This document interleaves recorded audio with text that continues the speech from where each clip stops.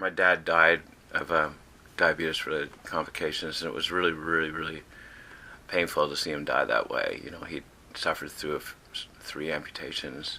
I was diabetic. I am diabetic, but I was also diabetic as he was dying. My brother is also diabetic. My grandfather was diabetic, and he died in ways that were related to diabetes as well. And my dad was an incredibly bright and powerful man. You know the way you kind of look at fathers, like as omnipotent, like larger than life. And my father was a very powerful guy on every manner of speaking. To see him reduced to being so helpless through diabetes, and to realize that a lot of it was because he didn't take care of himself. And in fairness to my dad, there weren't the same things, diabetic-friendly medicines, and that there are now.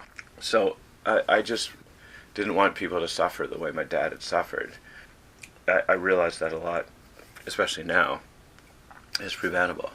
I frankly feel a lot stronger and healthier with a lot more energy at 56 than I did at 36 if you do certain things.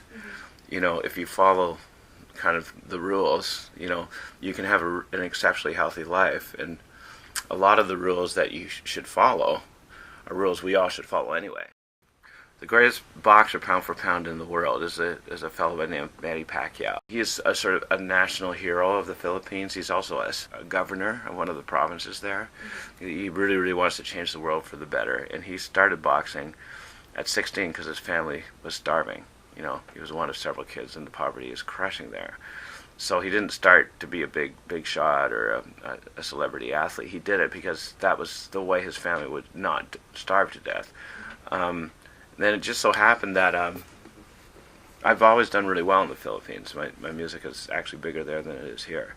And so, strangely enough, after every fight, he would celebrate his victory by going to a club and singing Sometimes When We Touch. And then he was quoted as saying it was his favorite song of all time. And so then I saw him singing on Jimmy Kimmel. And so we contacted him and said, hey, let's make a record. And he said, how do you sing so well I was 56. I just turned 56. And I said, well, it's kind of like boxing. You have to just stay in shape. I said, you're an amazing boxer. Obviously, you're really gifted, but you have to really, really work at it in order to be the best in the world. It's not enough to be gifted. He said, yeah, that's true. I lost a few fights at the beginning of my career. And then when I changed my diet and changed my training regimen, I never lost again. Mm-hmm. I said, well, really, we're not that much different, because I don't care if you're Stevie Wonder or Aretha Franklin. If you don't sing, you're going to not sound good. You're going to lose the vocal muscle.